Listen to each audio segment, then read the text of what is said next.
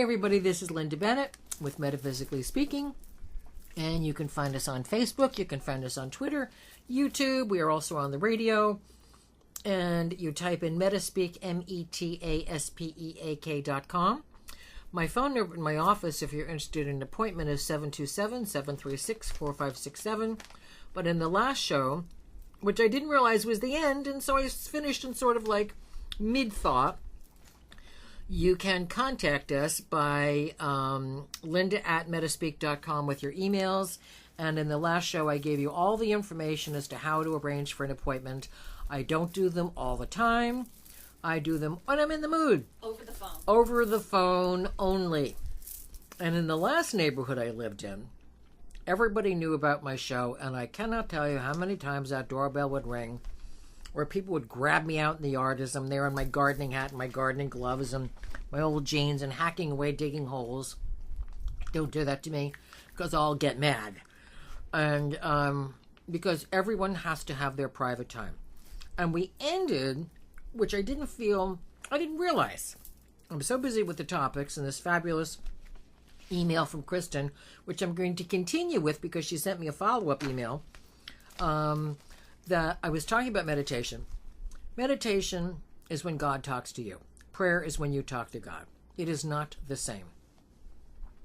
Here's a little secret. It doesn't matter whether you start with talking to God in your prayers or if you start with meditation. God doesn't give a bunny rabbit's backside. It doesn't matter. Do it any way you want each time you sit down. You sit up straight in a chair, not lounge around on a couch. Don't have the TV remote near you.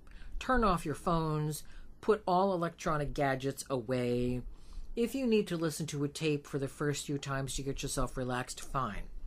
But then take the electronics away from you. They're talking about cell phones causing brain damage. Don't put them near your child. I'm telling you people, if you walk around with a cell phone glued to your head, you're going to have a problem with your brain. So, and your body chemistry. That's where your pituitary gland is, your pineal gland, and your thyroid is at your throat. You are going to have difficulties. So get one of those little earpieces and don't leave it in all the time, but don't have your cell phone glued to your head. And don't have any electronics near you. So you want to pick a place that's quiet in your home. If you have a fabulous yard that's private, and it's a quiet time where the neighbors aren't mowing the lawn and throwing a party, you want to find a place that's quiet in your home, preferably facing east, northeast, north. Next choice would be south or southeast, not west. Why? Everything dies in the west. You don't want to buy a home where the front door faces the west. And if one more dingbat says to me, how do I know if it's west? Well, if you open the door and you can see the sun setting, that's the west. You don't want southwest, west, or northwest. Nothing west. Everything dries up. Everything dehydrates. You want south for the home. You want a north entrance for business, and east or northeast or southeast is best for all of them. Sarah Rossback, I believe it is, has done some really good books on feng shui. So she is someone I would highly recommend. Plus, she was charging $3,000 an hour, and she gets it, so therefore she's obviously good. She has two different books. One is better for outside the house, one is better for inside. Various things you can do to change the vibration in the house. And once you start fixing up your house, and once you start using the proper directions, if you have a house that faces west, try to have, say, put a lattice work in the front facing west and vines growing on it, and then so you enter either from the east or from the north. There was a Chinese restaurant we used to go to that we loved. It faced west, which stunned me. Then they changed it. They had somebody come and they had to put a glass enclosure in. Glass enclosure was not the best, but it changed the direction in which you entered the building. However, nothing can help them if they have a lousy chef, and they have a lousy chef off and on, so that's why their business is off and on. Now, so you're going to sit up straight, you're going to relax, Don't eat and then sit down and meditate because your body is busy digesting and you're going to feel like you swallowed a bowling ball. You focus right above the nose between the eyebrows. Don't look way up in the middle of your forehead. You'll go cross-eyed and you'll have a headache. Just above the nose. Right between the eyebrows. And you sit quietly and you either repeat Om, which is where Amen comes from. It's the sound of the universe. It's the sound you hear in a storm. It's the sound you hear at the ocean, which is why so many of us fall asleep peacefully at the beach in the ocean. It's the sound of the forest. You can say Om Mani Padme Om, which is Heavenly Father, Divine Mother. You can also say Heavenly Father, Divine Mother, which I find a nice rhythm to. You can use a Hawaiian chant. You can use an Aboriginal chant. You can use a Hopi chant. It doesn't matter, as long as you're focusing on the God force. Say that to yourself or chant it out loud if that'll help you focus. It doesn't matter if you have your home altar. I have my home altar. By the way, Christians, on my home altar is a nativity scene. Where's your nativity scene? I got 2 of them in my house. As well as my Buddhas, my Avalokiteswaras, my Green Tara, who's in charge of healing, my Archangel Michael. So that's what me being a yogi means. It says we look at God from all aspects. Whatever personality aspects appeal to you, that's what you focus on. Mary, I love to sit in my chair outside. I have a little Mary garden. St. Francis of Assisi is right outside my office. Buddha and Avalokiteswara over off to another portion of the garden. I have angels everywhere, dragons everywhere, and I love the vibration of them, and that will improve the vibration of your house. It'll also improve your ability to focus and concentrate. Get accustomed to doing this at a time that's comfortable for you. If the best time is when your husband and your kids are off to school, do it then. That means turn off your phone, turn off the ringer, turn off the volume to your, the answering service so you don't hear anything. You don't want any sounds. Put do not disturb. There's a do not disturb sign on my front door. And when people ring the bell, and they're not supposed to, I come out like a tigress. And I always say, and my no soliciting sign was stolen, and I can't find a new one. I'll have to go to Ace Hardware and see if I can find one. And they say, well, I'm not soliciting anything. I said, really? You got an item there, it's a product? Yes. Are you giving it to me? Is it my gift? Otherwise, you're selling it. Now leave. By the way, there's no soliciting in this community. So find a place that's quiet and insist. If you're a diabetic and you have to take your shot, you insist upon a quiet, private place to wash your hands, to wipe the alcohol on your injection site, and give yourself the shot. Be as persistent with your soul as you are diabetes. Now, here's what's going to happen. The dog is going to bark. The cat's going to meow. Don't lock them out. Let them in. They'll sit down quietly at your feet or near you, and they'll relax because they're attracted to the energy. The baby will start to cry. If you've changed the baby, if you've fed the baby, if you know the baby isn't attacked by little green monsters, let the baby cry. Kid won't drop dead for crying for 15 minutes. Don't answer the phone. If your husband knocks on the door, threaten his life like I did to my first child. I'm hungry. There's a refrigerator full of food. You will find that people try to throw you off your track. God is the most important thing in everyone's life. Animals respond to the God force. Did you ever see a cat or a dog just quietly with their eyes closed, looking up at the sky, or with their eyes open and looking up at the sky? They're looking at angels. They're looking at the beauty of nature. If they can tune into God, if they make the time, so should you. I promise it'll transform your life. You don't have to be Catholic. You don't have to be Buddhist. By the way, Catholic nuns and priests meditate. It's good enough for them, good enough for you. So that is the key to your spiritual growth. If you want to keep it a secret, great. If you want to tell the world, great. Doesn't matter. What matters is reconnecting, re-energizing the connection. Think of a socket and a plug. You put the plug into the socket, you're hooked up. We're constantly hooked up to the God force because that's what our soul is. What we're doing is we're sending more juice through the wires. And that's what meditation does for you. So sometimes you will get information you didn't have before. Sometimes you get nothing. Sometimes you'll see a light. Sometimes you'll see a third eye. Sometimes you'll see a little blue light, a little white light. Sometimes you'll see nothing for 10 years, and then one day you have great meditation. Someday you sit down and you do everything right, and this is so frustrating. You think, I've done everything right, I've taken my shower, I've turned off the phones, I'm going to have a great meditation, and it's not. Then other times you think, I've got 5 minutes before I catch my train, and you have a fabulous meditation. It's what your consciousness needs at that particular moment. The universe is not abandoning you. The universe is testing you. They want to see how sincere you are. Everybody loves God when things are going great, and then all of a sudden God sucks when things are not going great. Why did God take away my son? God didn't take away your son. It was your son's karma. It was your karma. You're not being punished if a child dies, even though it feels like it. If a child dies, that's all it needed to do was to come to you for that amount of time. If a spouse dies, Gloria Steinem, I read, she was married to her husband for 3 years, and then he got cancer after the first year. She waited all those years to find somebody to marry, and then blank blank dies on her. But yet she had that time with him. So make sure that you make the time for you and God. Nothing gets in your way.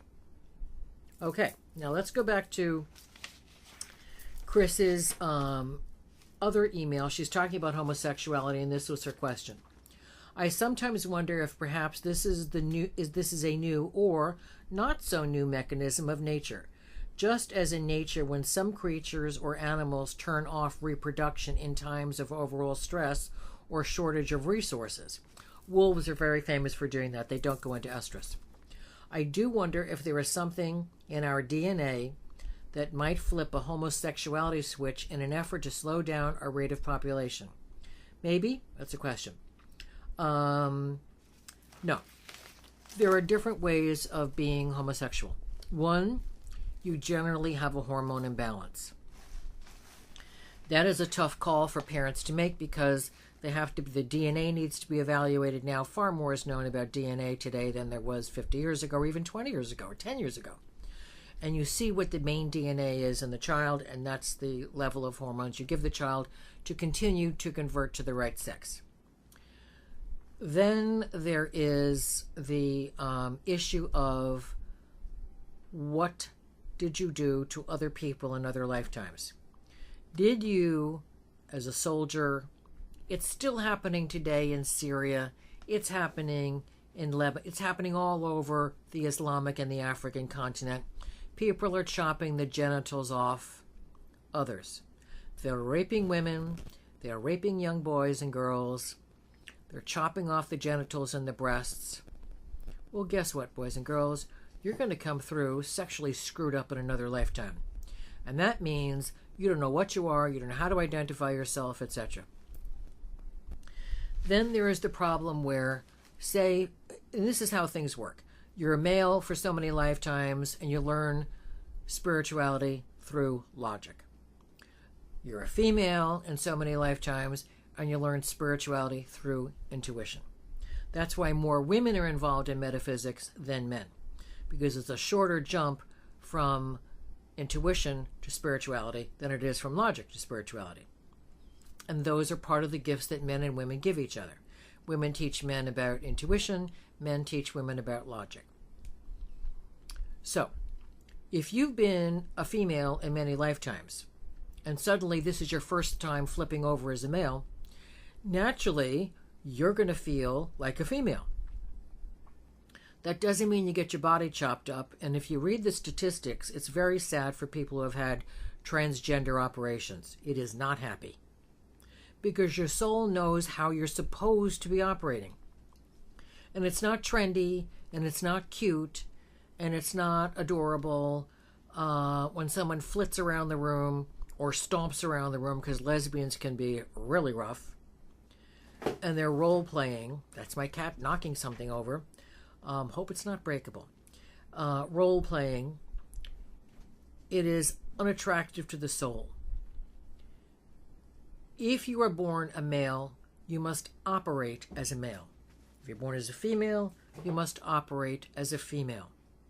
But people, whether they're homosexual or heterosexual, often let their crotches get in the way. Live by the crotch, die by the crotch. So therefore, that's another explanation. Another one, and I cannot tell you the countless amount of people that I have worked with over the years who are raped by, say, like my boy cousins, by Catholic priests. And that, your first sexual experience leaves an impression in your subconscious mind. So very often you will feel like, oh, that must be what I really am.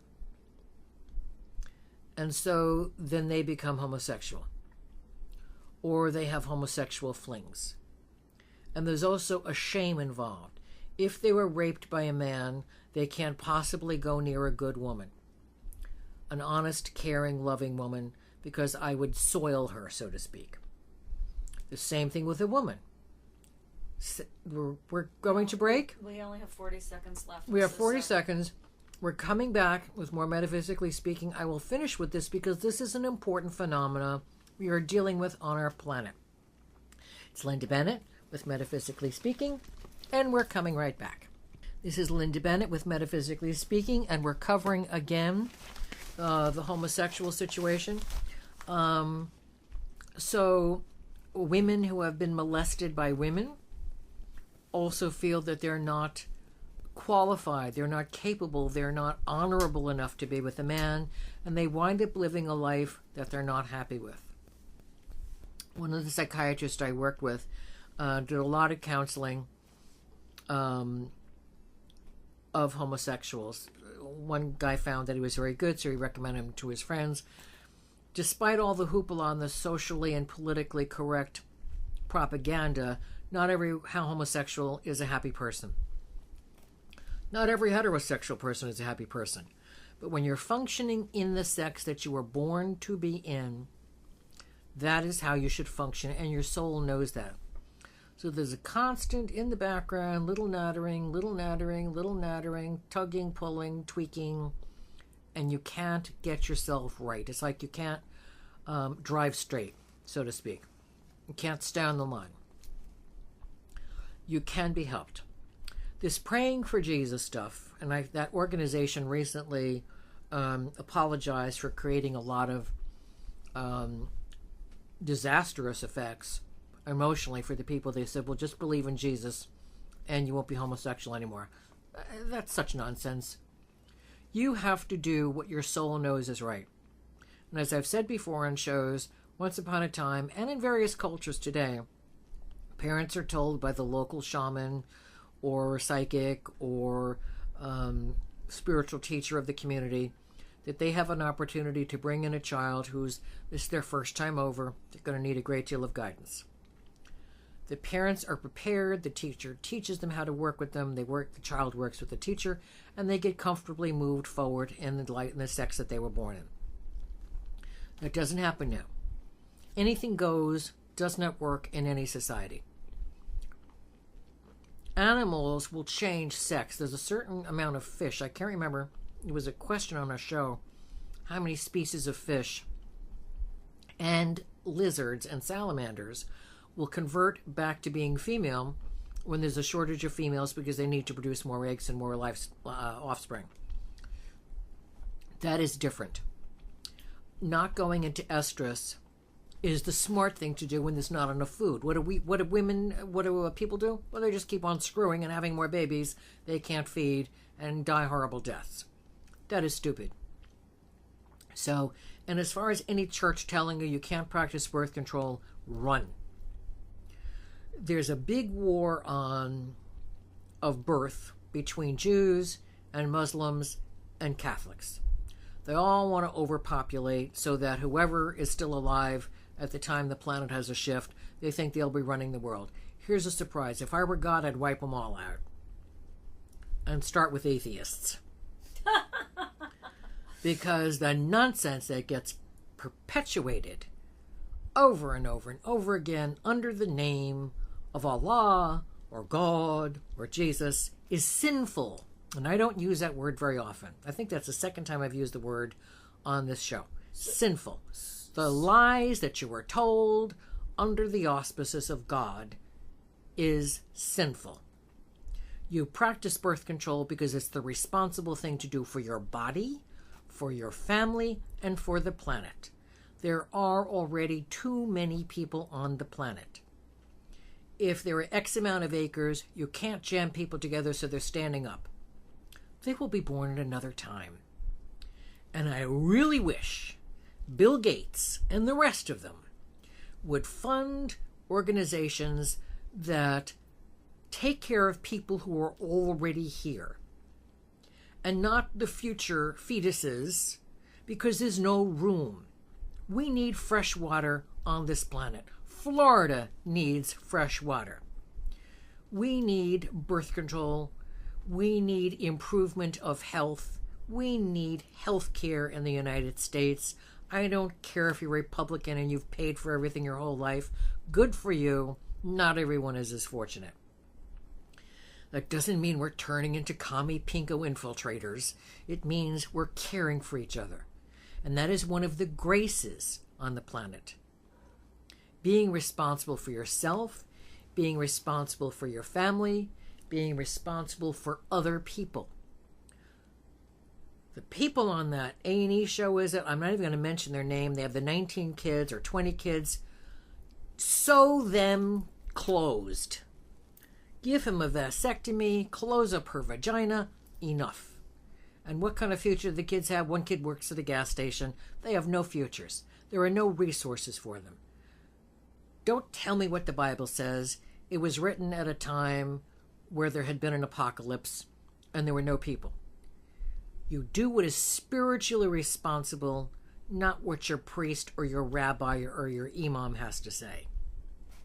Okay. So just to sum that up, because that's a huge concept, obviously. So you're really talking about organized religion here versus spirituality. Oh, there is no comparison. Right. Organized religion is man-made. It's some guy's idea of what you should do with your life. And it's always based upon their culture. Now, with the Jews saying that they're the chosen religion, how obnoxious is that? They said that because they were the poor Canaanites, which they've already archaeologically proved. They were the poor Canaanites who revolted against the wealthy Canaanites, and they wanted to be the only guys in town, so they ran around killing everybody else in the neighboring towns, which they did. They took a few followers here and there, and they conquered. Do you know what the word that I hate the most? Conquer. I'm sick of it. Genghis Khan conquered. Conquer. That's a male thing. The penis is a sword. Women want to have a conciliation, a committee, a group meeting, and make everyone happy. Men want to conquer and kill and rule. Not all men are bad. Not all boys are good. Not all boys are bad. Not all girls are good. But that is genetically a problem with men on this planet. They want to rule and take control. So what do? They make rules that you have to follow or you die. And that gets handed down as tradition. So to tell everybody they're the chosen religion invalidates everybody else and anything else that they don't agree with. Poppycock. Same thing with Christians. Oh, now apparently the Pope just passed an edict that says if you participate in this World Youth Day, which I think has already happened, you will spend less time in purgatory. Have you ever heard of anything so moronic? The Pope is a man who gets elected based on politics. They need to save South America from the Protestants. The televangelists have been making huge inroads into Catholicism, and they didn't like it. So they popped him in there. People, religion is transitory. Regardless of how many hundreds of thousands of years, it comes and goes. God, spirituality, is forever.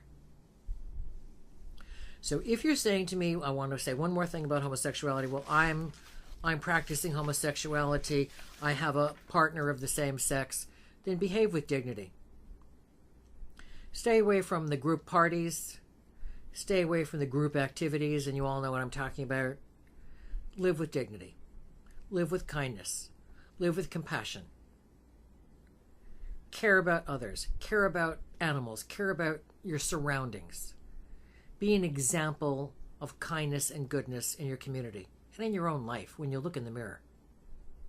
But what you're doing is you're not learning your lessons the way you should, because if you're born a man, you're supposed to act in a masculine fashion. And that doesn't mean conquering. It means as a man, thinking logically and living your life with a woman. Or being celibate. Yes, homosexual people, there is something called celibacy. I'm celibate. I don't screw around. I don't go to bars. I'm not interested in meeting anyone. I'm living my life peacefully and calmly the way I want to, without the interruption of somebody else's problems. Celibacy is an honorable way to live. If you want to have friends who are homosexual, fine. But don't cater to that concept. And don't flaunt it. It's not gracious. You want to live your life so that when you cross over, or make your transition, or die, you are proud with dignity about how you lived your life. Okay, what else did you want me to cover? You're doing great. This is executive producer Shawnee right here. I just had a question about what you were talking about as far as kids, children, giving birth. First of all, obviously, I know you talk about how there's so many people on the planet who need to be adopted and things like that. Yes. But let's say a couple wants to have a child. What's your... If you are not able to have children... Is it an individual thing where... You're not able to have children for a reason. Perhaps when you were in the astral world, you agreed to adopt. Perhaps you came from a family that didn't like other children, only liked their own children. Like a lot of the royal families only like their own. You are meant to adopt. And anyone who says, I could only love my own child, you don't want that person to be a parent anyway. I wouldn't want that person to own a dog. Because that means they're narcissistic. And that means they're selfish. And if you can't love an adopted child, then you can't love anything properly. What would you say to a couple who is a good marriage, they can afford it, and they want to have children? Are you saying... Adopt. Don't do interview. That's one thing I agree with the Pope about. Even if they can conceive? Even if they can conceive and they want to have one or two children, okay. They can go ahead and have the kids. Yeah, okay, but not with in vitro fertilization or checking. having anybody else carrying the child for you. That is not the natural, ordained way. When I say ordained, I mean the spiritually acceptable way of bringing children to the planet. You cannot have children for a reason. I'm actually talking about people who can have children. I wanted to make sure that it was clear yes, that if you're going to be a good parent, if you have the temperament. And what was the Dear Abby thing? 85% of people years ago when she took a poll said they wouldn't have children if they had a choice. And so many people said they had children because they were pestered by grandparents. They wanted grandchildren. And or they came from wealthy families where they had to hand down the money and the property. And they'd only do that to a natural born child. God spare those people. So if you can have a child, if you're a stable person, if you have a stable way of earning a living, if you have a stable home, and I don't care if it's a tiny little house at the end of the block, then have a child. But don't have it unnaturally. Nobody else should be carrying your child, because that child imprints on the uterus it's in. Not on you. Might be your genetics, but it needs to be your womb. And if you cannot have children, you can't have children. I had the 3 miscarriages. I'm grateful I had them because that way I'd be hooked to my ex-husband forever, which would be disastrous. And I have been able to spend my time helping thousands and thousands of other people. I've helped raise other people's children, and I still have one in my life who I adore. My quote-unquote sister Mary's son Joe is special to me and like a son. I have my adopted daughter, and I'm very blessed. But had I had children, I'd be worrying about their problems and not be able to help the thousands of other people I've been able to help. So for me, it was a blessing. And I've been rewarded in other ways. So allow the universe to reward you in a way that you might not expect. Okay, so that is the series of questions that Kristen sent me. Please Send me more questions and comments on linda@metaspeak.com because I am thrilled to get them. And these were such great questions. And I want to tell you that I really appreciate them. I read the emails that come through, and some of them are silly. And some of them are, Linda, we love your show. Linda, we think you're crazy. Well, then don't listen. But you know what? Despite yourself, listen anyway. You might learn something. Just like one man said, oh, I never listen. But then they caught me in one of the big box garden stores. And he says, oh, I never watched the show. It was the mother, 2 kids, and the father. And they tracked me down because they recognized a ring I had at the time. And the father says, oh, I never watched. And he starts listing all the different shows, and he had an agreement with this and had a question about that. I said, I thought you didn't watch. Oh, well, I just, I'm usually reading the paper, and they all laughed because, of course, obviously the father was listening and watching. So just because you disagree with something or you're not familiar with it, don't run away. You might learn something. If you've never been able to garden before, get a plant, get a house plant, learn about it. Expand your mind. Expanding your mind and your consciousness is why we are here. I'm going to ask you a question that I'm not supposed to ask. The talent is supposed to understand what the producer's saying. Is this the last segment we're in now so I don't screw up again? No, we have one more segment. Oh, good, because the way I ended the last show, I was very like, no, it can't be. We're going to discuss a smidgen of numerology because the little prince was just born over in England on the 22nd of July 2013. Yes, because the show theoretically will go on in perpetuity. That's right. And speaking of which, it is now 2 minutes and 30 seconds until break. So you need to decide if you want to start that topic right now. Yes, because it's quick. Okay. It's going to be quick. Okay. I checked the ephemeris, which is, you can get the U.S. Navy ephemeris, which is the position of every planet, of every minute, of every day.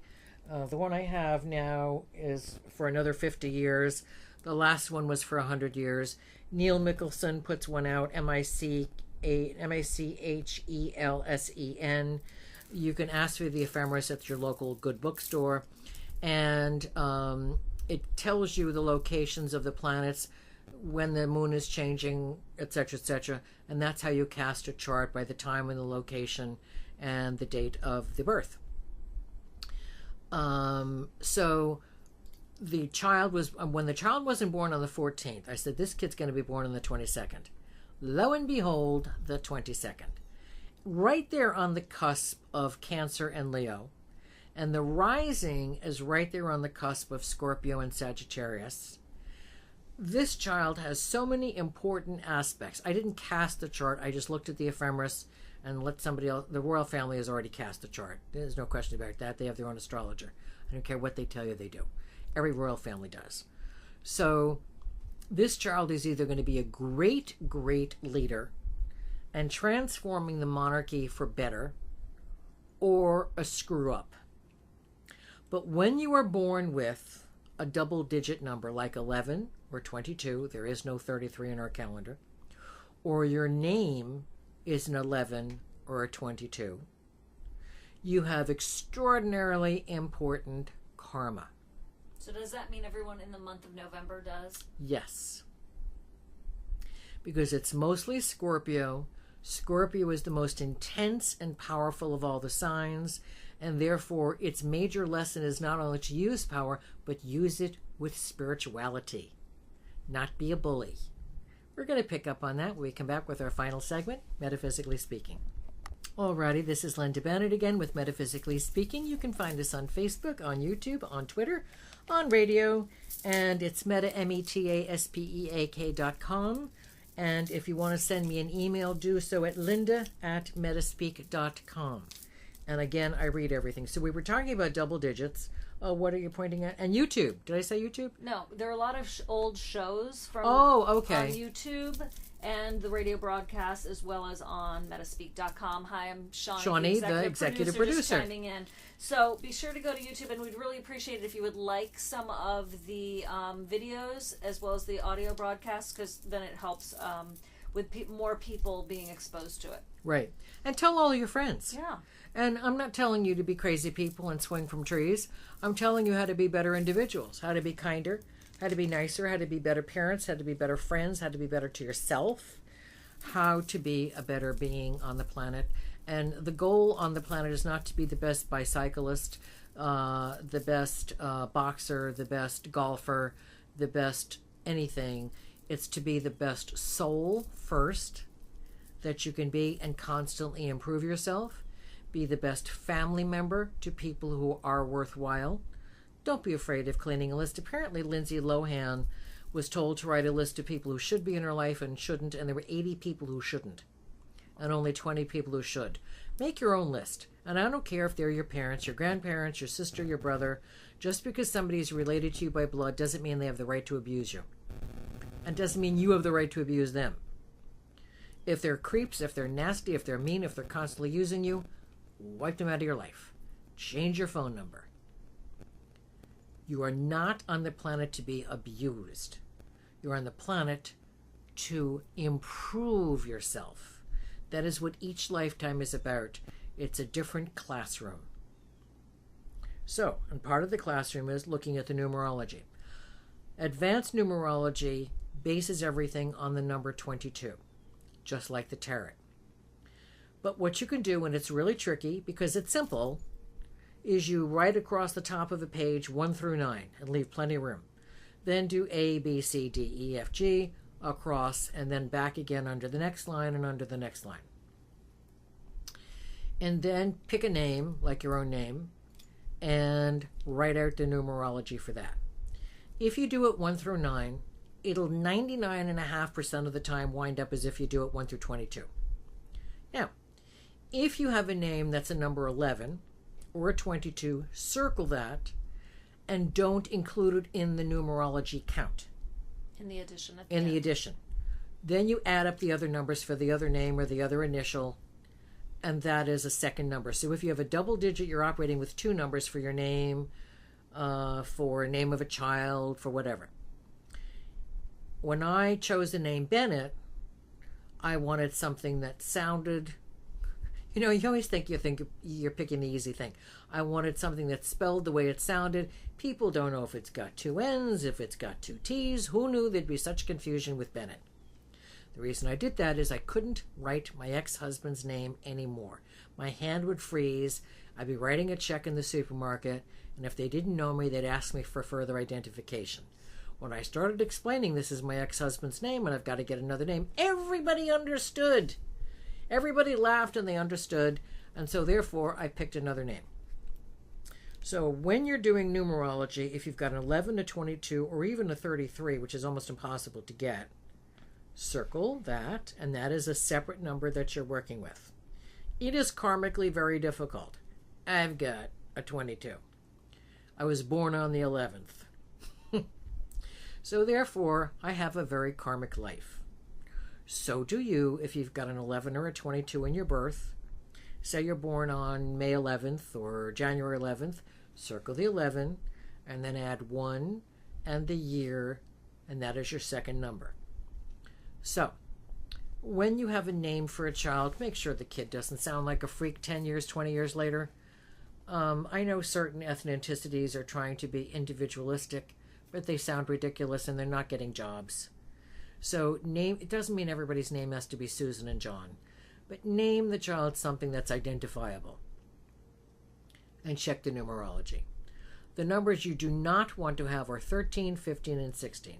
13 in the tarot is the death card. It doesn't always mean physical death. It means an end of something, a transformation of something. It is very difficult to live with the number 13 because it means you're constantly going through changes and you can't figure out who you are any given day because you're going through these changes. And you're also susceptible to other people's changes. 15 is the devil card, not the Satan card. It's the card of evil that is trying to destroy you and others. 16 is the Tower of Destruction, meaning everything is crashing down because we ain't living like that. We're going to live in goodness and light. It is very difficult to deal with 13, 15, or 16. What do? You change a letter from an I to a Y or a Y to an I. and you get a different spelling, same name, different numerology. Does it rule your life? No. Does an astrology chart tell you not to go out that day? Rarely. I have discovered, and my life is so much easier, that yes, I know what my chart is. I know what my karma is. But if I have to go to the doctor, if I've got to go to the vet clinic because it's my volunteer day, I go. And things work out. The universe isn't going to sit there and say, you can't go today because the astrology is not good. It means you need to be super vigilant on the road. You need to be careful lifting anything, carrying anything, stubbing your toe, whatever. But the universe knows you have to live your life. It's always best to start new projects at the new moon and finish them to some extent at the full moon. Even if you're a farmer, you've got your farmer's almanac, which is the ephemeris, and you plant crops. There are certain crops like eggplant that you plant after the full moon because it grows differently. They're called the nightshade vegetables. Tomatoes, potatoes, and eggplant. So there are things that it's best if you follow the cycle. If you want to look for a special mushroom, don't go out in the dark of the night, because why not use the daylight? So understand that common sense plays a large part in our lives. So the numbers 11, 22 are very karmic. Use them wisely and use them well. Now, what else were we going to talk about? We want to talk about death. Okay. Oh, of course, now here's the storm. So,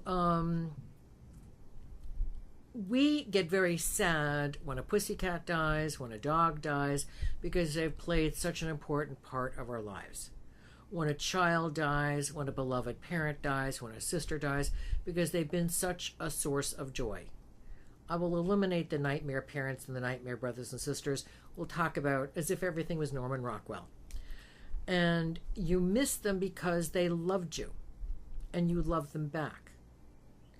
And you think it's easy for me to sit here and say, I don't miss my best friend Mary, because I do. And it took me over a year to stop thinking that I had to call my father by 3 o'clock on Sunday.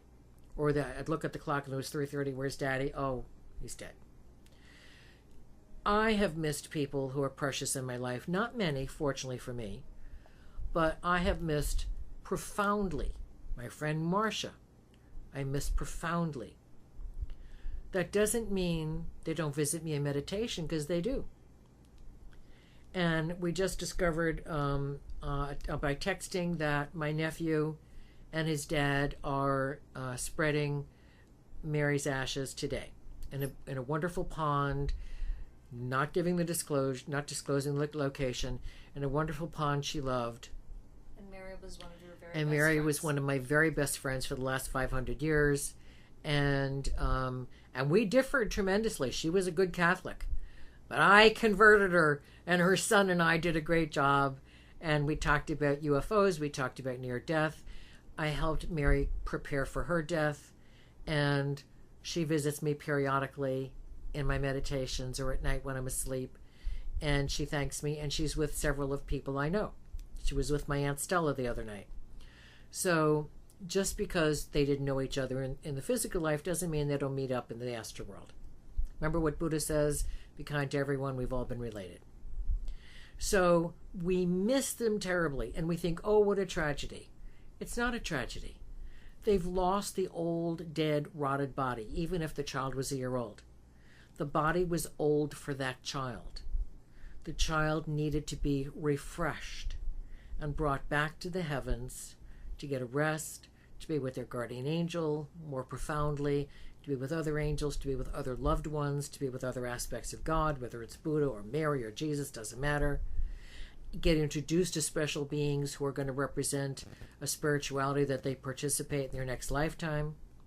They're happy. They're missing us, but to a minor degree. We miss them, and even though they might visit us in meditation, and I still have my cats jumping on the bed, who have crossed over, and I still have a visit from a wolf that I helped take care of years ago. We can't give them kisses on the nose. We can't hug them. We can't sit there face to face and have a chat. It has to be thought process only. And it's harder for those of us who are still here to miss the ones we've lost. But know that most of the time they're going to peek in on you and make sure you're okay. Maybe they'll make the car not start for a moment, because if it started, which happened to me a few months ago, and I got to a certain place, I would have been in a terrible, terrible car accident with 4 cars that I saw, ambulances everywhere. I don't know what happened, but nevertheless, at least 4 car accident, and because that's where I was going. And if I had left 5 minutes earlier, I would have been in that accident. And that happens to all of us, so pay attention. If you're being held up for a reason, happened to my cousin Fran with the World Trade Center years ago. She worked at the World Trade Center. She retired from there. She got another job, and then she still had friends there, and she was going to meet a friend for lunch. But she got up, she didn't feel well, she was slow, she was in slow motion, and you know Fran, she goes zip, zip, zip, zip, zip, zip, like I do when I have to, and she couldn't get herself moving. She turned on the news, and there was the World Trade Center on fire. And she tried to reach her friend. She got her, I don't remember if she got her right away or got her an hour later, but they had evacuated as well, and she was fine. Had she zip, zip, zip been on time, she'd have been in the World Trade Center because they were going to have lunch there. So when you're not meant to cross over, you are held back by your guardian angel or other spirits that are helping you. When you're moved forward faster, you need to be out of a certain place at a certain time because something bad is going to happen. And you could be the catalyst, so removing you means maybe it won't happen. So therefore, pay attention to your spiritual feelings, your hunches, your gut feelings. Pay attention to the fact that you're on the planet to make your life better and others better. Not to get much more money. How much money can you spend? There are people with so much money, they waste it on stupid things. How many cars do you need? You can only drive one at a time. How many houses do you need? You can only live in one at a time. So there are people who misuse the privilege of having money. In their next lifetime, they're going to be born poor. Or needing to help the poor. Or needing something that they can't afford that's important. You abuse a privilege, you lose a privilege, and you pay for that. If you're born poor in this lifetime, and you have the opportunity to get education, or a skill, or a trade, use it. Grab it. I don't care if your mother didn't love you. I don't care if you're born in a ghetto. I don't care what color your skin is. You don't have to make the mistakes your parents did. I didn't make the mistakes my parents did. So therefore, you don't either. You live your own life, and you stay away from the things that are harmful. And everybody I've ever heard who's ever talked about rehab or the fact that they're off drugs, everyone said the same thing. Marijuana is a gateway drug. Colorado is having big problems. California is also having big problems. You can't walk around stoned. You cannot learn anything stoned or drunk. Your soul doesn't function properly because the mind cannot work with the soul. So stay sober. Honor the fact that we have a higher soul level than, say, cattle or sheep, but that doesn't mean we should kill them and eat them. I avoid leather shoes. I found some leather purses that I had years ago in my closet. I have to give them to the spouse abuse shelter. All my purses are artificial leather, and I try to avoid that as much as possible. Friends of ours had a leather couch we had to sit on. When we went to visit them recently, I thought, oh God, please don't make me throw up. So the dog jumped in my lap, and I was carrying the dog around, and that helped neutralize things. But live your life with a sense of dignity. And understand that if somebody didn't reach a ripe old age, doesn't mean that they didn't have a full life. Remember little Matty Stepanek? Oprah loved him. We all loved him. He had that, I think it's muscular dystrophy.